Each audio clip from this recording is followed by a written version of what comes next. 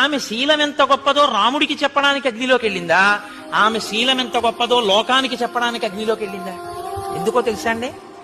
దిక్కుమాలిన లోకం ఒక యుగంతో వదిలిపెట్టింది అనుకోకండి సీతమ్మని. ఇంత పరీక్ష రామచంద్రమూర్తి ఎక్కడంటారో రేపొద్దున నా భార్యనని అలంకారాలు చేసి తీసుకురండి అన్నాడు. ఎగబడి చూశారు ఆవిడ్ని.